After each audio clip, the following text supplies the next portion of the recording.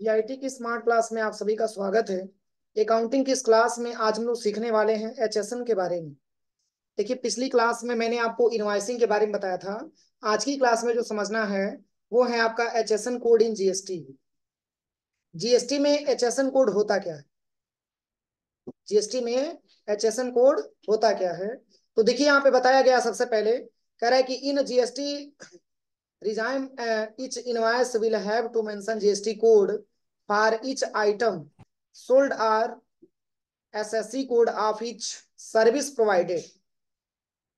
कह रहा है कि HSN harmonize system of nomenclature is a multipurpose international product nomenclature develop by the world custom organization WCO। कह रहा है कि जीएसटी के अंतर्गत जो कुछ भी हम क्या करते हैं, सोल्ड करते हैं, सेल करते हैं, ठीक है ना। तो उसमें अगर आप गुड्स सेल करते हैं तो HSN कोड लगता है। गुड्स पे क्या लगता है? एचएसएन कोड लगता है, जिसका पूरा नाम होता है हार्मोनाइज सिस्टम ऑफ नोमेनक्लेचर। अगर आप किसी सर्विस को प्रोवाइड करते हैं, सर्विस को आप सप्लाई करते हैं, तो एसएससी कोड लगता है। एसएससी का पूरा नाम होता है सर्विस अकाउंटिंग कोड। और कह रहा है कि जो ऑर्गेनाइज किया गया, जो डेवलप किया गया, किसके माध्यम से? वर्ल्ड कस्टम ऑर्गेनाइजेशन यानी कि WCO के द्वारा इसको मतलब डेवलप किया गया। और कह रहा है कि इन इंडिया, अपने भारत में, HSN code is currently used under excise customs and state value added tax VAT pay laws and is now also proposed to be used under goods and service tax GST law for classification of product as goods। यानी कि अगर हम इसके बारे में बात करें, session के बारे में बात करें, तो जो भी हम जीएसटी के अंतर्गत जो भी किसी गुड्स या सर्विस को हम परचेज करते हैं तो एक प्रकार का उस पर कोड लगता है। जैसे कि अगर आप गुड्स को परचेज करेंगे तो एचएसएन कोड लगेगा, सर्विस को परचेज करेंगे तो एसएससी कोड लगेगा, जिसको सर्विस अकाउंटिंग कोड के नाम से जाना जाता है। कह रहा है कि जिसकी क्लासिफिकेशन होती है किसी प्रोडक्ट या गुड्स का, और कह रहा है कि it includes around 5000 community groups each recognize by a 6 digit code. ये 5000 ग्रुपों पे लगाया जाता है। कितने ग्रुप पे? 5000 ग्रुप पे जो है ये 6 डिजिट का कोड लगाया जाता है। 5000 ग्रुप। जैसे कि मान के चलिए, आप स्टॉक आइटम में आप ले सकते हैं कीबोर्ड। स्टॉक आइटम में आपने ले लिया कीबोर्ड, तो कीबोर्ड एचपी कंपनी का भी है तो भी कीबोर्ड ही है, एसर कंपनी का है तो भी कीबोर्ड ही है, जेब्रोनिक्स कंपनी का है तो भी कीबोर्ड ही है, या फिर मान के चलिए कि डेल कंपनी का है तो भी कीबोर्ड है। लेकिन कीबोर्ड एक प्रकार का ग्रुप होता है। क्या होता है? ग्रुप होता है। तो ये 5000 स्टॉक आइटम के ऐसे ग्रुप हैं जिस ग्रुप पे एचएसएन कोड अप्लाई किया जाता है। समझ में आ रहा है ना? यानी कि जब आप किसी गुड्स को सेल करेंगे तो उस पे से एचएसएन चार्ज होगा। अगर किसी सर्विस को आप सेल करेंगे तो उसमें एसएससी कोड लगाया जाता है।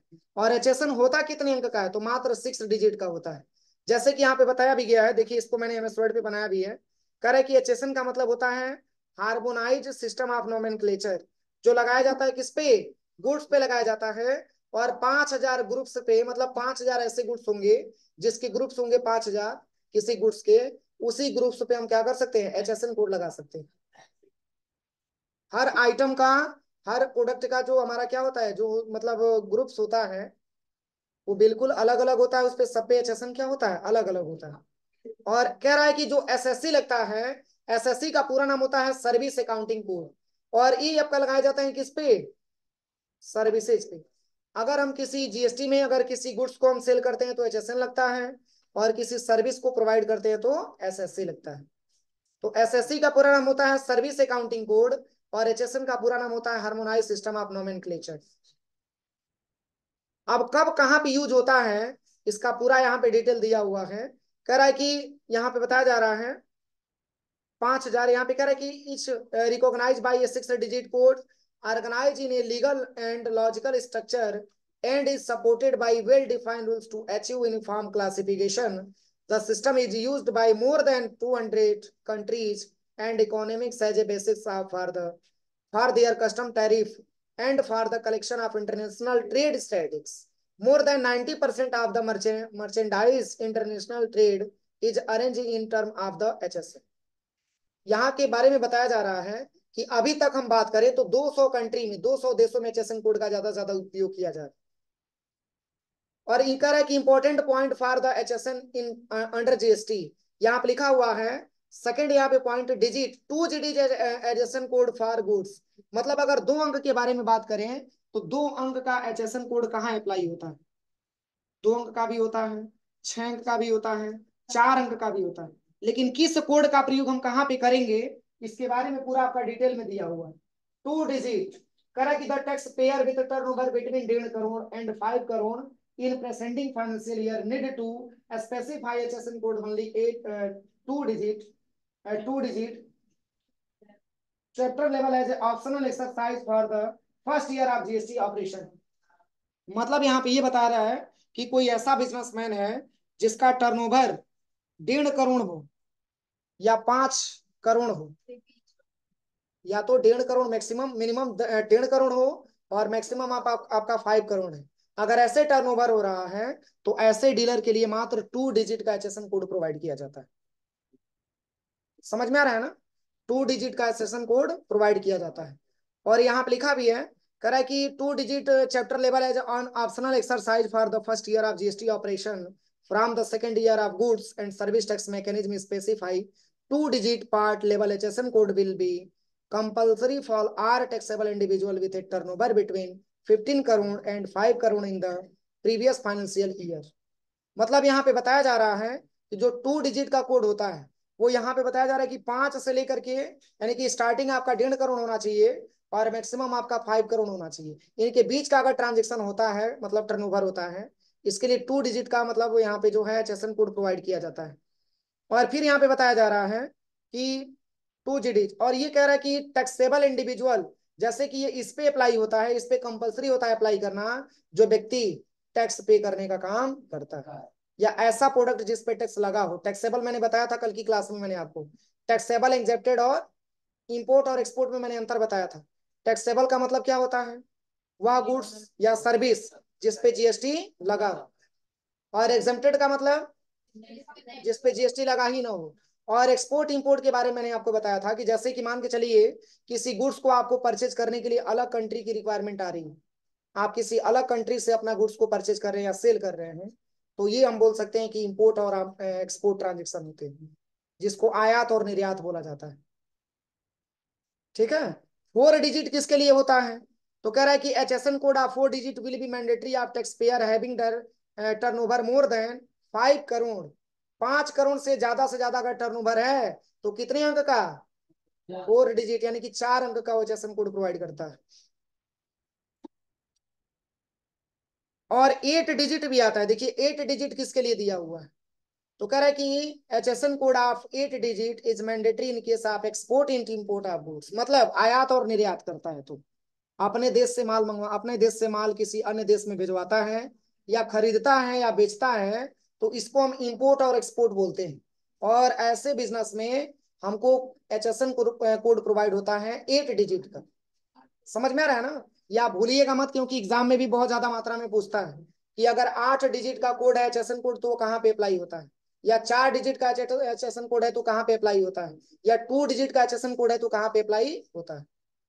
समझ में आ रहा है ना? तो इंपोर्ट और एक्सपोर्ट की बात आती है तो उसमें 8 डिजिट का आता है। इसको पूरा पढ़ लीजिएगा, ये सब इसी के बारे में दिया हुआ है HSN के बारे में। यहाँ पे एक शब्द आपका दिया है इनपुट क्रेडिट मैकेनिज्म। क्या दिया है? Input credit mechanism. अब ये क्या होता है? इनपुट क्रेडिट मैकेनिज्म कह रहा है कि ITC का सीमलेस फ्लो GST का बेसिक फीचर्स है, जिसके अंतर्गत ITC का फ्लो मैन्युफैक्चरर से कंज्यूमर की ओर होता है। और कह रहा है कि क्योंकि लास्ट मंथ की रिटर्न भरने के बाद शेष बची हुई ITC और करंट मंथ की ITC को पहले ऐड किया जाता है और फिर उसे करंट मंथ की टैक्स लाइबिलिटी के साथ एडजस्ट किया जाता है। अगर ITC 2 डिजिट वाला नहीं बताया है, सब मैंने बताया है। किसको? इसमें बता रहे कि 5 करोड़ से लेकर के और ये 1.5 करोड़ के बीच में आपका ट्रांजेक्शन हो, तो ऐसे टर्नओवर अगर आप कर रहे हैं अपने बिजनेस में तो आपको 2 डिजिट का HSN कोड अप्लाई होता है। ये कह रहा है कि देखो, ये कह रहा है कि taxable individual with turnover between, यहाँ पे बताया जा रहा है कि जो 2 डिजिट का पार्ट होता है, ये कह रहा है कि एक प्रकार का level HSN code will B compulsory for all taxable person. मतलब ये जो 2 डिजिट का कोड होता है, ये कंपलसरी होता है किसके लिए? इंडिविजुअल, कोई ऐसा व्यक्ति है जो टैक्सेबल गुड्स या सर्विस को सप्लाई कर रहा है। फिर कह रहा है कि टर्नओवर बिटवीन, कह रहा है कि 15 and 5 crore in the previous financial year, मतलब इसके पिछले साल की बात हो रही है, ये करंट की बात नहीं होगी। प्रीवियस मतलब क्या होता है? पहले, यानी कि इसके पिछले जो है फाइनेंशियल ईयर में ये दिया गया था कि 5 करोड़ से और 15 करोड़ के बीच में होना चाहिए आपका टर्नओवर, तो इसके लिए यहाँ पे दिया है 2 डिजिट। लेकिन अभी जो दिया हुआ है वो है आपका 1.5 करोड़ से लेकर के और 5 करोड़ के बीच में होना चाहिए। अब क्लियर हुआ? तो चलिए यहाँ पे जो दिया हुआ है, सबसे पहले यहाँ पे मैंने अभी आपको बताया इनपुट क्रेडिट मैकेनिज्म में क्या होता है। कह रहा है कि आईटीसी का सीमलेस फ्लो, कह रहा है कि जीएसटी का बेसिक फीचर्स है जिसके अंतर्गत आईटीसी का फ्लो मैन्युफैक्चरर से कंज्यूमर की ओर होता है। मैन्युफैक्चरर के बारे में मैंने आपको बताया था। मैन्युफैक्चरर का मतलब होता क्या है?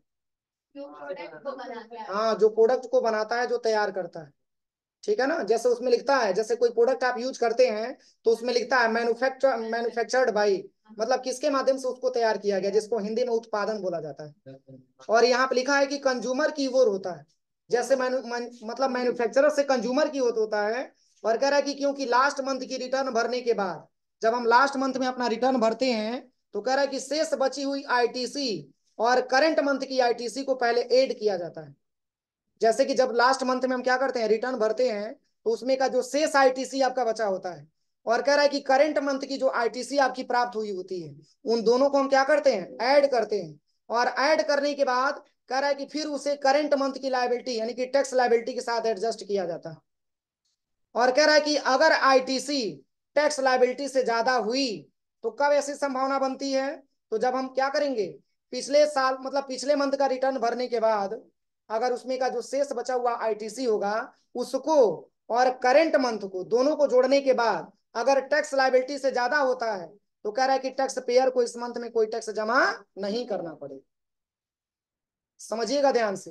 कह रहा है कि जैसे कि मान के चलिए कि महीने के अंत में आपने जीएसटी रिटर्न भरा था, उसमें से शेष कुछ बैलेंस आपका बचा हुआ था, उस बैलेंस को आप ले लीजिए और करेंट मंथ के बैलेंस को आप ले लीजिए, दोनों बैलेंस को आप जोड़िए। अगर दोनों बैलेंस को जोड़ने के बाद अगर टैक्स लायबिलिटी से ज्यादा होता है, तो कह रहा है कि तो टैक्स पेयर को इस मंथ में कोई भी टैक्स जमा नहीं करना होता। मतलब आप यूं समझिए कि अगर टैक्स लायबिलिटी से ज्यादा आईटीसी आता है, तो उस मंथ में आपको टैक्स भरने की रिक्वायरमेंट नहीं होती है। समझ में आ रहा है ना? यहाँ पे लिखा भी है कि पेयर को इस मंथ में कोई भी टैक्स जमा नहीं करना पड़ता है, और शेष बची हुई आईटीसी अगले मंथ की टैक्स लायबिलिटी के साथ मतलब एडजस्ट यानी कि सेल्फ किया जाता है। और अगर आईटीसी कम पड़ जाती है तो टैक्स जमा करना होता है। जैसे एक छोटा सा नंबर हम लेकर के आपको बता रहे हैं, जैसे कि मान के चलिए हमारा आईटीसी है 5 रुपये। कितना है? 5 रुपये। ये दोनों जोड़ने के बाद, जैसे कि मान के चलिए कि लास्ट मंथ की रिटर्न हो गया, जो लास्ट मंथ की रिटर्न भरने के बाद हमारा शेष बचा हुआ था, और जो करंट मंथ की हमारा आईटीसी है, ये सब जोड़ने के बाद हमारा आईटीसी आ गया कै रुपया? 5 रुपये। और लाइबिलिटी, टैक्स लाइबिलिटी हमारा आ गया 2 रुपये। ये हो गया हमारा आईटीसी, और ये हो गया हमारा लाइबिलिटी। 2 रुपये हमारा क्या हो गया? टैक्स लाइबिलिटी हो गया ना। इसको हम टैक्स लाइबिलिटी बोलेंगे और इसको हम आईटीसी बोलेंगे। तो आईटीसी का बैलेंस जब भी लाइबिलिटी टैक्स लाइबिलिटी के बैलेंस से ज्यादा हो, तो गवर्नमेंट ये कहता है कि उस मंथ में आपको जीएसटी रिटर्न भरने की आवश्यकता नहीं है, आपको टैक्स नहीं देना है। तो क्या करना होगा?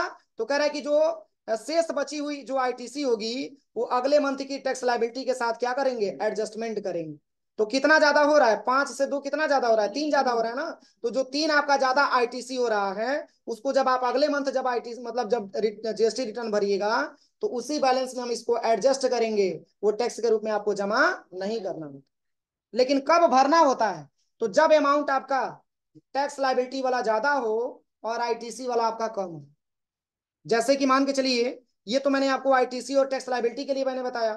अगर आपका जो है मान के चलिए कि आईटीसी हो गया 2 रुपया, आईटीसी हो गया आपका 2 रुपया, और टैक्स लायबिलिटी हो गया आपका 5 रुपये। तो अब देखिए, आईटीसी कम है और टैक्स लायबिलिटी ज्यादा है।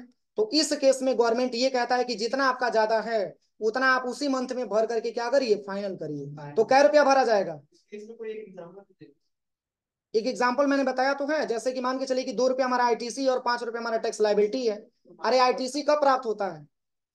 जब परचेज करते हैं। हाँ होता है, तभी तो दिया है। ये ऐसा उठा के दे देगा, कहीं से दे देगा? आपके देखने में कोई हुआ है? देखो हमारे देखने में तुम्हारे देखने में अभी नहीं पता चलेगा। ये तब पता चलेगा जब जीएसटी रिटर्न भरा जाएगा। ना मैं देखा है ना तुमने देखा है। ठीक है ना? ये जब जीएसटी रिटर्न पढ़ाया जाएगा क्लास में ना, जैसे जीएसटी रिटर्न भरने का काम सर बताते हैं, डायरेक्टर सर बताते हैं, तो जब डायरेक्टर सर भरने आएंगे जीएसटी रिटर्न, तो वहीं पे पूरा डिटेल में आपको एक्सप्लेन करके बताएंगे। आगे की चैप्टर में आपका देखिए जीएसटी रिटर्न का दिया होगा। अरे यही दिया है, सॉरी यही दिया है। जब ये रिटर्न भरना बताएंगे ना, तो बहुत डिटेल में आपको बताएंगे। पहले इतना आप समझ लीजिए तब। नहीं तो उस समय पूछेंगे सर कि प्रदीप सर ने इनपुट क्रेडिट मैकेनिज्म पढ़ाया था, तो नहीं पढ़ाया था, क्योंकि हमको याद ही नहीं है। समझ में आ रहा है ना? तो ये आपसे पूछा जाएगा, ये तब सर पूछेंगे जब रिटर्न भरना बताएंगे तब। क्योंकि कंपनियों का डेटा हम शेयर नहीं कर सकते, वो कंपनियों का डेटा सेव रहता है। तो जैसे कि मान के चलिए कि किसी कंपनी का अगर वो जीएसटी भरते हैं, तो बच्चों के सामने भर करके बताते हैं कि जीएसटी अगर कल की डेट में अगर आपको दिया जाए जीएसटी भरने का, तो आप अपना बिजनेस का कैसे जीएसटी भरेंगे। समझ में आ रहा है ना? तो ये जब रिटर्न आप भरिएगा, तब यही फार्मूले का प्रयोग करके हुए आपको भरना होगा। आप समझ में आया? शेयर मार्केट में भी टैक्स लगता है ना? हाँ उसमें भी लगता होगा। जैसे अंबानी का शेयर है, अब वो सब हम शेयर के बारे में नहीं पता। पहले ये नॉर्मल समझो, पहले ये नॉर्मल समझो। आज प्रॉफिट में तो टैक्स दे रहा है, तब लॉस हुआ तो उसको बोलते कि गवर्नमेंट की तुम अपने प्रॉफिट में आ जाओ, लॉस अपना 100 हमको नहीं चाहिए। मैंने इस फार्मूले से समझाया है, शेयर वाला हमको नहीं पता है। शेयर वाला हमको नहीं पता है, मैंने शेयर वाला नहीं जाना। अब यही तो बोल रहे हैं कि जब रिटर्न भरना बताया जाएगा तभी तो समझ में आएगा। पहले इतना समझोगे तभी तो आगे समझ में आएगा। हाँ तो समझोगे जब यहाँ से, तब समझ में आएगा। जब इतना क्लियर नहीं होगा कि आईटीसी क्या होता है, टैक्स लायबिलिटी क्या होता है, तब तक नहीं पता चलेगा। मैंने अभी आपको इस इन्फॉर्मे अभी यहीं से मैंने इंट्रोडक्शन के बारे में मैंने आपको बताया है कि जो हमारा आईटीसी का सीमलेस फ्लो हमारा कह रहा है कि जीएसटी का बेसिक फीचर्स है, और जिसके अंतर्गत आईटीसी का फ्लो मैन्युफैक्चरर से कंज्यूमर की ओर होता है। और कह रहा है कि क्योंकि लास्ट मंथ की रिटर्न भरने के बाद शेष बची हुई आईटीसी, जैसे कि मान के चलिए कि मैंने रिटर्न भरा तो शेष हमारा आईटीसी हमारा बच गया, तो कह रहा है कि करंट मंथ की आईटीसी को क्या किया जाता है, ऐड किया जाता है। पिछले महीने का आपका शेष कितना बचा है और इस करंट मंथ में आप कितना आईटीसी प्राप्त हुआ है, दोनों को ऐड करते हैं। और ऐड करने के बाद अगर आईटीसी का बैलेंस अगर आपका टैक्स लायबिलिटी से ज्यादा है, तो गवर्नमेंट ये कहता है कि इस महीने में आपको जीएसटी भरने की जरूरत नहीं है। जितना पैसा आपका ज्यादा है वो इस मंथ में क्या किया जाएगा, एडजस्टमेंट किया जाएगा। समझ में आया? अगर टैक्स लायबिलिटी का अमाउंट आपका ज्यादा है और आईटीसी का अमाउंट कम है, तो जितना ज्यादा होगा गवर्नमेंट कहता है कि इसी में तत्काल भर के इसको फाइनल करिए, इसको आगे के मंथली के लिए लेके जाना उचित नहीं रहे। अब क्लियर हुआ? तो यही मैंने आपको बताया है। एक में मैंने आईटीसी को ज्यादा दिखा दिया है और एक में मैंने आईटीसी को कम दिखा दिया है। तो दोनों में किसमें जीएसटी रिटर्न भरने की आवश्यकता आएगी? इसमें आएगी। देखिए इसमें आएगी, क्यों? क्योंकि टैक्स लायबिलिटी ज्यादा है और आईटीसी आपका कम है। इसमें इसलिए नहीं आएगा क्योंकि इसमें आईटीसी ज्यादा है और टैक्स लायबिलिटी आपका कम है। तो चलिए इसके बारे में जब जीएसटी रिटर्न भरना बताया जाएगा तो पूरा आपको डिटेल में बताया जाएगा। अब देखिए, अब इसके बाद से यहाँ पे बताया जा रहा है अगला जो पॉइंट आपका दिया है 3.17 में, ये कह रहा है कि आपका input tax credit set of, कह रहा है कि सभी लोकल इंट्रा स्टेट ट्रांजेक्शन का प्रभाव सी जीएसटी और एस जीएसटी पे पड़ता है। मैंने आपको बताया था कि जीएसटी को दो भागों में बांटा जाता है ना, एक आपका इंट्रा होता है, दूसरा आपका इंटर होता है। तो इंट्रा इंट्रा जीएसटी के अंतर्गत मैंने आपको बताया था सी जीएसटी आता है और एस जीएसटी आता है। वही बात है इसमें, कह रहा है कि सभी लोकल इंट्रा स्टेट ट्रांजेक्शन का प्रभाव सीधे सी जीएसटी और एस जीएसटी पे पड़ता है, और सभी इंटर स्टेट ट्रांजेक्शन का प्रभाव बस आई जीएसटी पे पड़ता है। और कह रहा है कि एक रजिस्टर्ड डीलर की टैक्स लायबिलिटी को निम्नलिखित कम से कम सेट ऑफ किया जाता है। जैसे अगर सेंट्रल टैक्स है तो कहां पे लगेगा, तो कह रहा है कि सी जीएसटी, यहाँ पे बताया जा रहा है सबसे पहले कि सेंट्रल का मतलब क्या होता है, सी जीएसटी होता है, एंड आई जीएसटी दिया हुआ है। कह रहा है कि इसको हम सेट कर सकते हैं।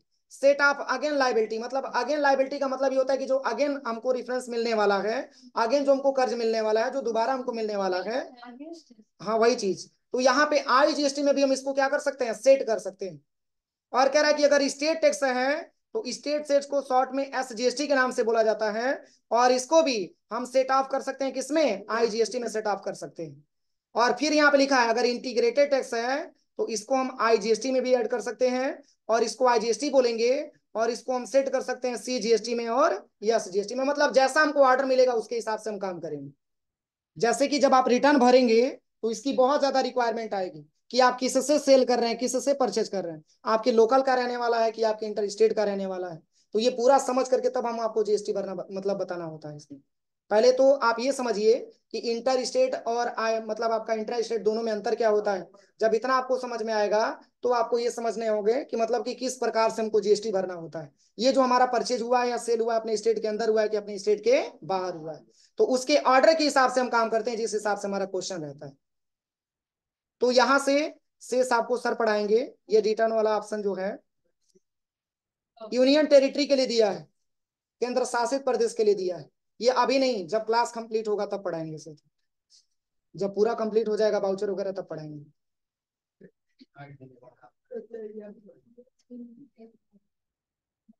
आईजीएसटी का मतलब होता है integrated goods and service tax, और यूटीजीएसटी का मतलब होता है union territory goods and service tax.